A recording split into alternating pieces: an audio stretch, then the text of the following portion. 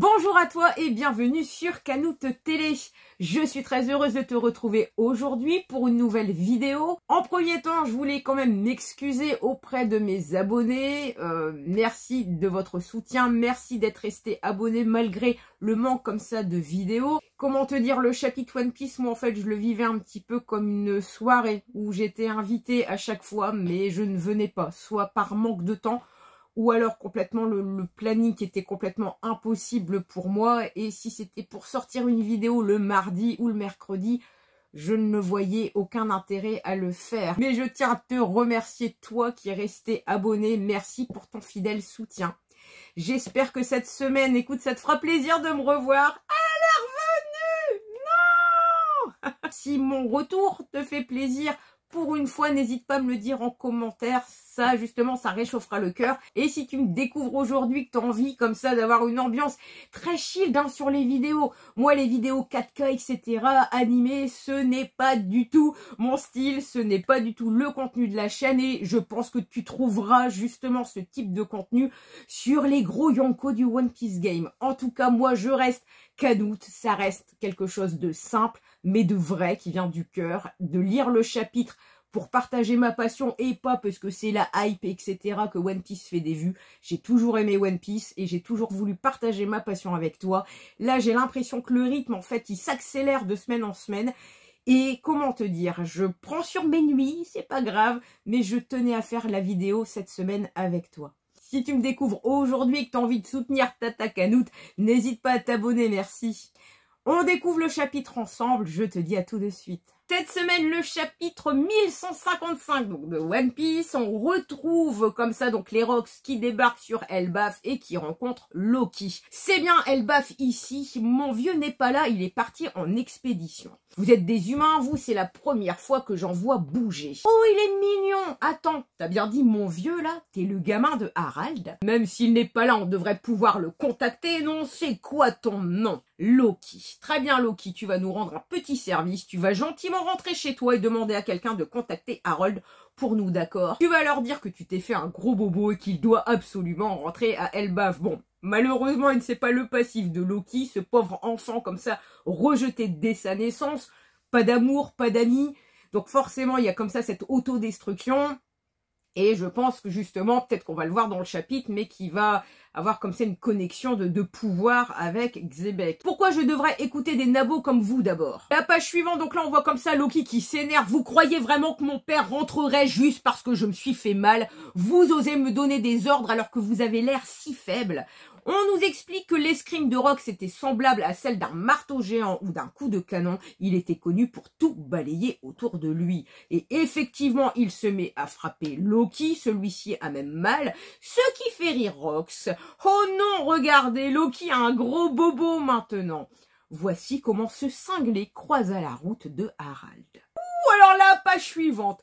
Tout a commencé lors d'une rêverie particulière. 5 rois ont été enlevés, c'est un kidnapping, le ravisseur est un grand homme habillé en noir. Alors il met dans sa salle, toujours fidèle à lui-même ou à elle-même, la vie des rois ne vaut rien, Mu ne craint aucune menace.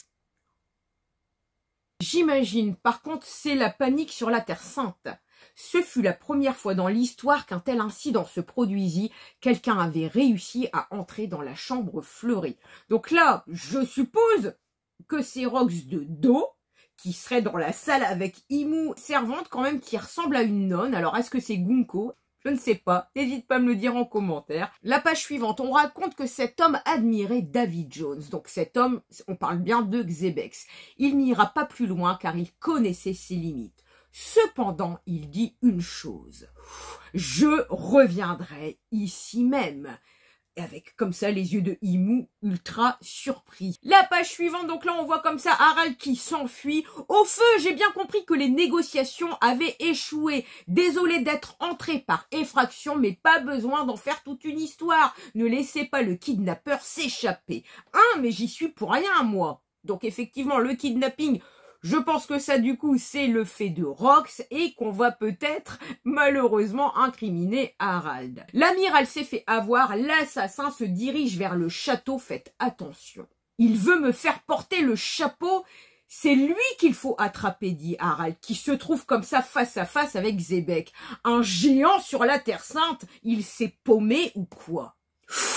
Oh là là, donc là, la page suivante, on a une magnifique attaque frontale, donc épée contre épée de Harald versus Xebec. Le choc entre ces deux hommes qui se connaissaient pas a tout balayé sur un rayon de 5 km. Donc t'imagines un peu la force comme ça de destruction. On voit que les deux sont souriants. C'est quoi ton nom, géant? Harald. Moi, c'est Rox. Vise la ville la prochaine fois. Si tu te fais choper, tu deviendras un esclave toi aussi. Moi, comment ça? Malgré cette confrontation instantanée, on voit que les deux partent chacun de leur côté. C'est par où elles baffent. Le nouveau monde est de l'autre côté. Retrouvons-nous si tu t'en sors, Harald.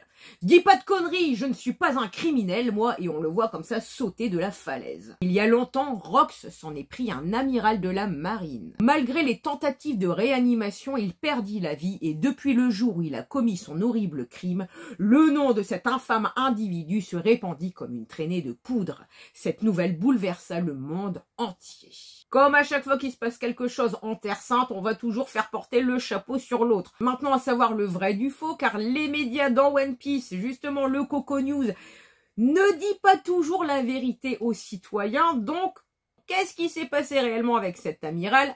La seule chose dont on est sûr, c'est qu'il est mort. Après cet incident, donc Rox, en fait, attaque un bateau qui transportait une quantité abondante de tribus célestes. Puis il prit de nouveau la fuite après avoir détruit la porte de la justice. Alors là, est-ce qu'on nous parle de Eni Lobbies? Ben, sûrement. Après s'être emparé du bateau et de l'argent à bord, Rox se lança dans la piraterie. La narration continue toujours.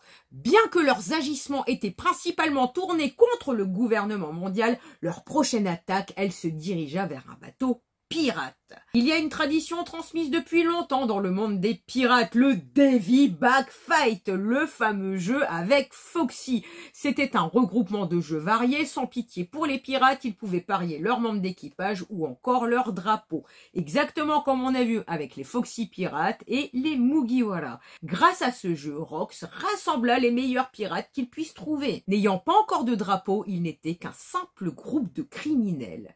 Et ces criminels étaient parvenus jusqu'à Elbaf. Une mini-pause avant de reprendre la lecture, j'ai vraiment l'impression que ce chapitre est consacré vraiment au flashback de Rox, de son équipage, ce qui est plus qu'intéressant. Double page suivante, on est au château d'Oist à Elbaf. Je me suis dépêché de rentrer, ça a l'air d'aller mieux, je suis soulagé, dit Harald. Je sais bien que t'es un vrai dur à cuire, Loki, mais évite de t'aventurer dans les royaumes des morts. Tu as simplement chuté de la falaise cette fois, mais c'est extrêmement dangereux là-bas. Un mini rappel des faits, Loki n'a pas chuté de la falaise, malheureusement il est tellement malheureux, tellement en manque d'amour, personne ne lui prête d'attention, il est dans l'autodestruction et il va même jusqu'à essayer de se suicider. On voit dans la case suivante que Loki est touché. Mon vieux, il est vraiment revenu. J'arrive pas à croire qu'il soit rentré juste pour moi. Rox, j'ai entendu parler de ton horrible réputation. Qu'est-ce que tu viens faire? Harald, comme on se retrouve? Rejoins mon équipage. C'est pas comme si le gouvernement mondial allait t'écouter de toute façon. T'as dû t'en rendre compte ce jour-là, pas vrai? Imbécile, à cause de ta réputation de malfrat, j'ai perdu toute ma crédibilité en t'aidant. C'est pas faux. Rox lui répond, alors quoi, tu vas laisser le gouvernement mondial te contrôler? J'explore juste toutes les possibilités, tout le monde devrait être égal. Pour Harald, il y a quand même toujours cette fonction d'équilibre et de justice. Arrête tes conneries, Harald. Elbaf est le pays avec les guerriers les plus puissants. Si un truc vous dérange, vous l'écrasez. La nature des gens ne change jamais, c'est du sang de guerrier qui coule en vous. Donc là, on voit quand même que Rox insiste pour pousser l'agressivité, le côté conquérant d'un guerrier. Mais Harald, justement, même malgré sa taille, sa force ou autre, veut une justice pour tout le monde, que tout le monde soit égaux.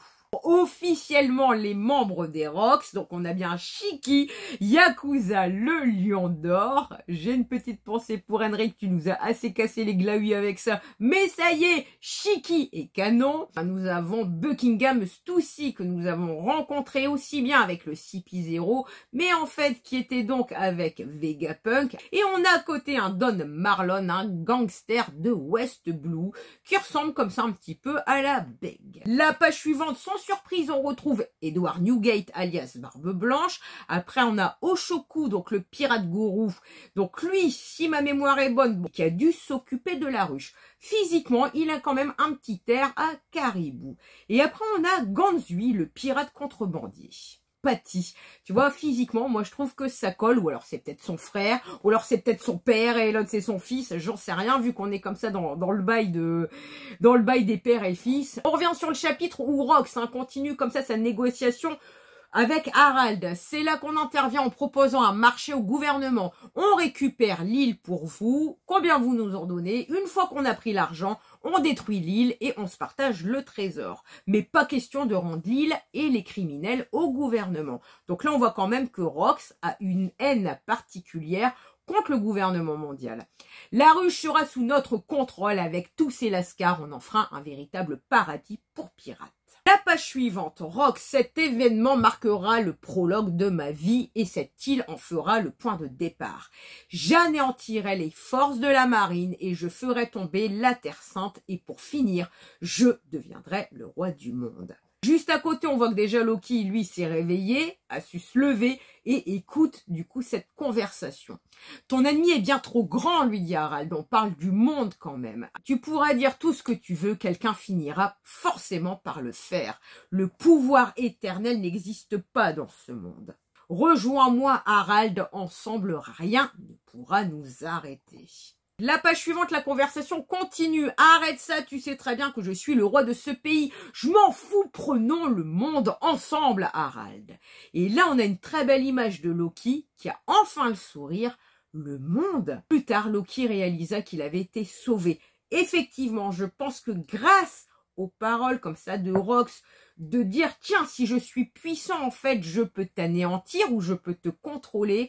Quelque part, ça donne enfin un objectif à Loki. Je vais me répéter, mais Loki, depuis sa naissance, il n'a pas d'amour, il n'a pas d'amis, il n'a pas de câlin, il y a rien du tout. Limite même, on lui met des coups. Et là, enfin, il voit un objectif de dire, tiens, en fait, je peux conquérir le monde. Et limite, je peux faire quelque chose de ma vie. L'équipage des Rox mit son plan à exécution. Ceux qui avaient approuvé ses idées font partie de ceux qui chambouleront le monde.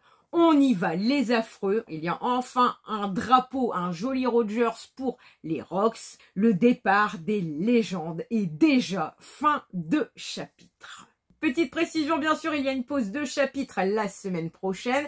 Écoute-moi, ce chapitre, je l'ai trouvé extrêmement bien rythmé. On a vraiment le droit à un flashback comme ça sur la création des Rox, de comment il a pu recruter son équipage, qui en faisait partie au départ, parce que là, dans ce chapitre, on ne voit ni Big Mom ni Kaido, donc sûrement que le flashback va continuer sur le chapitre prochain.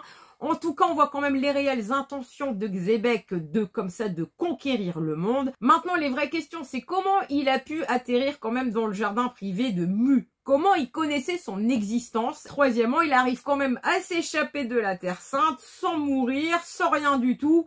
Donc, il y a quand même encore beaucoup de questions en suspens. J'espère que cette vidéo, écoute, t'aura plu.